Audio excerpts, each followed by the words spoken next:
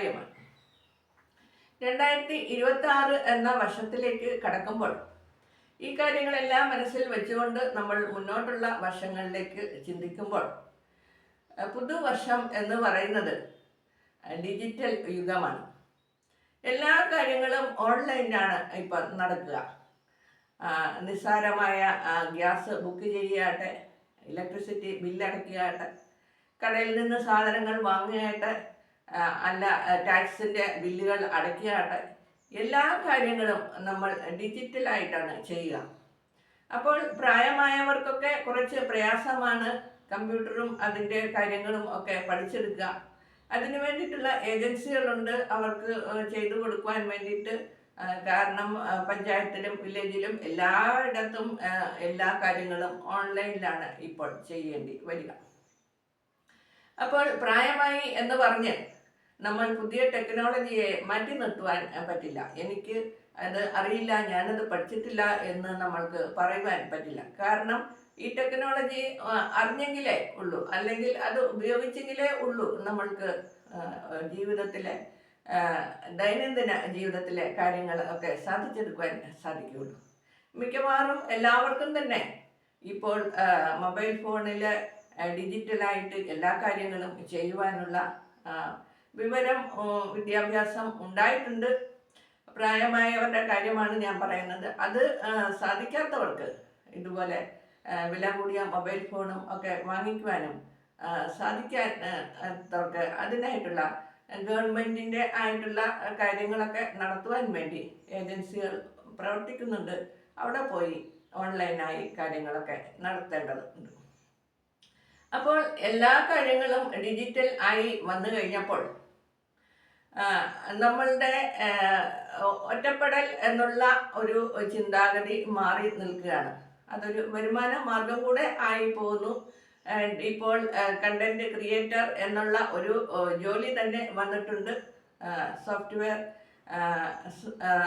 മീഡിയയിൽ, ഇപ്പോൾ സോഷ്യൽ മീഡിയയിൽ എല്ലായിടത്തും നമ്മൾ എൻജിനീയർ, ഡോക്ടർ അല്ലെന്നുണ്ടെങ്കിൽ മറ്റുള്ള ആർക്കിടെക്റ്റ് അങ്ങനെയുള്ള ജോലികൾ ചെയ്യുന്നതിന് പകരം സോഫ്റ്റ്വെയർ എൻജിനീയറിങ്ങും അല്ലെന്നുണ്ടെങ്കിൽ സോഷ്യൽ മീഡിയയിൽ സോഷ്യൽ ഇൻഫ്ലുവൻസർ എന്ന് പറയും, അല്ലെന്നുണ്ടെങ്കിൽ കണ്ടന്റ് ക്രിയേറ്റർ എന്ന് പറയും.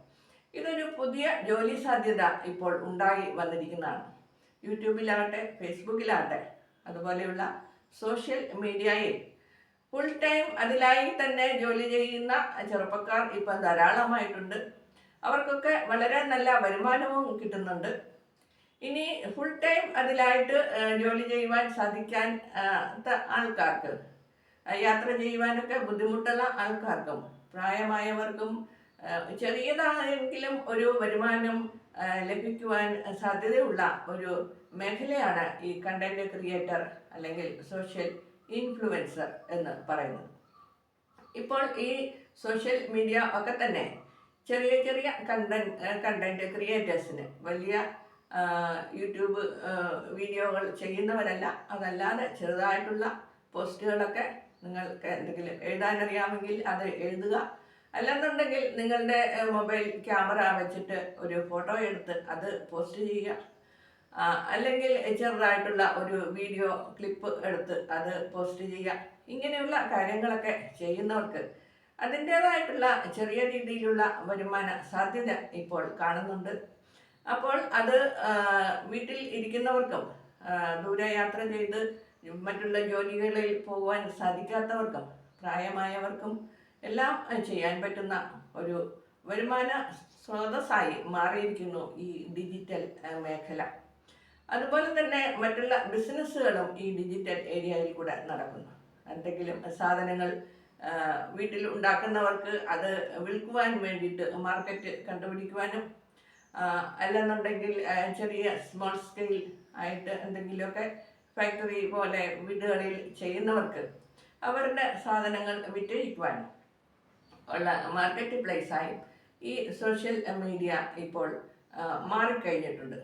അപ്പോൾ എല്ലാം കൊണ്ട് നോക്കിക്കഴിഞ്ഞു കഴിഞ്ഞാൽ ഈ ഡിജിറ്റൽ യുഗം എന്ന് പറയുന്നത് എല്ലാവർക്കും കുട്ടികൾ മുതൽ വലിയ പ്രായമായവർക്ക് വരെ വളരെയേറെ പ്രയോജനകരമായ ഒരു കാര്യമാണ്. കുട്ടികൾക്കാണെങ്കിൽ കുഞ്ഞു കുട്ടികൾക്ക് മൊബൈൽ ഫോൺ ഉപയോഗിക്കുന്നതിൽ വിലക്ക് ഉണ്ട് എങ്കിലും അവർക്ക് പഠന കാര്യങ്ങളെല്ലാം തന്നെ ഈ മൊബൈൽ ഫോണിൽ ഇപ്പോൾ ലഭ്യമാണ്.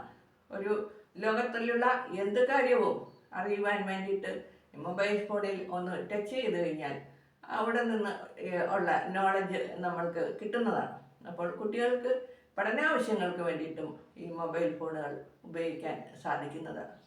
എന്നാൽ ഇതിൻ്റെ മറ്റൊരു വശം കൂടെ ഉണ്ട്. എല്ലാ കാര്യങ്ങൾക്കും അതിൻ്റെ നല്ലതായ വശങ്ങളും ചീത്തയായ വശങ്ങളുമുണ്ട്. ഈ മൊബൈൽ ഫോണിൽ നെറ്റ് ഉപയോഗിക്കുമ്പോൾ അത് ആവശ്യമില്ലാത്ത ഏരിയകളിൽ ചെല്ലാതെ നമ്മളുടെ ജീവിതത്തെ തന്നെ തകിടം മറിക്കുന്ന സൈറ്റുകളിലൊക്കെ ചെന്ന് പെടാതെ കുട്ടികളെ ഒക്കെ ശ്രദ്ധിച്ച് ഉപയോഗിക്കുവാൻ ശ്രമിക്കേണ്ടതാണ്. കുട്ടികൾ തന്നെയല്ല, പ്രായമായവർ പോലും ഇപ്പോൾ ഒരുപാട് തട്ടിപ്പിനൊക്കെ ഇരയാകുന്നുണ്ട്. ഈ മൊബൈൽ ഫോണിൽ കൂടെ സാമ്പത്തിക തട്ടിപ്പുകൾ ധാരാളമായി നടക്കുന്നുമുണ്ട്. അതൊക്കെ ശ്രദ്ധിച്ച് കൈകാര്യം ചെയ്തു കഴിഞ്ഞാൽ എല്ലാ തരത്തിലും നമ്മൾക്ക് പ്രയോജനം ഉള്ള ഒരു സംഗതിയാണ് ഈ ഡിജിറ്റൽ ഏരിയ എന്ന് പറയുന്നത്. അപ്പോൾ 2026 പുതുവർഷത്തിലേക്ക് കടക്കുമ്പോൾ നമ്മൾക്ക് എല്ലാവർക്കും ഡിജിറ്റൽ പ്ലാറ്റ്ഫോമിനെ ഹൃദ്യമായി സ്വാഗതം ചെയ്യാം. പുതിയതായി നമ്മൾക്കൊരു കൂട്ടുകാരൻ കൂടെ വന്നിട്ടുണ്ട് ഡിജിറ്റൽ പ്ലാറ്റ്ഫോമിൽ. അതാണ് AI എന്ന് പറഞ്ഞാൽ ആർട്ടിഫിഷ്യൽ ഇൻ്റലിജൻസ്. AI-യുമായി നമ്മൾക്ക് ചാറ്റ് ചെയ്യാൻ പറ്റും, എന്തെങ്കിലും കാര്യങ്ങളൊക്കെ ചോദിക്കാൻ പറ്റും, സംസാരിക്കാൻ പറ്റും. ഇതൊക്കെ ചെയ്യുമ്പോൾ അത് വേറൊരു മെഷീനാണ് എന്ന് നമ്മൾക്കൊരു ചിന്ത ഉണ്ടാകുന്നില്ല. അത് നമ്മളുടെ തൊട്ടടുത്തുള്ള ഒരു കൂട്ടുകാരൻ അല്ലെങ്കിൽ കൂട്ടുകാരി നമ്മൾക്ക് സംശയങ്ങൾക്ക് മറുപടി പറഞ്ഞു തരുന്നു എന്നുള്ള ഒരു രീതിയിലാണ് ഈ AI-യുടെ കടന്നുകയറ്റം വന്നിരിക്കുന്നത്. വളരെയേറെ ജോലിയിലും മറ്റ് പഠന കാര്യങ്ങളിലും ഒക്കെ വളരെയേറെ സഹായം AI-യുടെ ഭാഗത്തു നിന്നും ഉണ്ടാകാൻ ഉള്ള സാധ്യതയുണ്ട്. പക്ഷേ 18 വയസ്സിൽ താഴെയുള്ളവർക്ക് AI ഉപയോഗിക്കുന്നതിന് വിലക്കുണ്ട്. കാരണം ഞാൻ പറഞ്ഞതുപോലെ അത് ഒരു മെഷീനാണ്.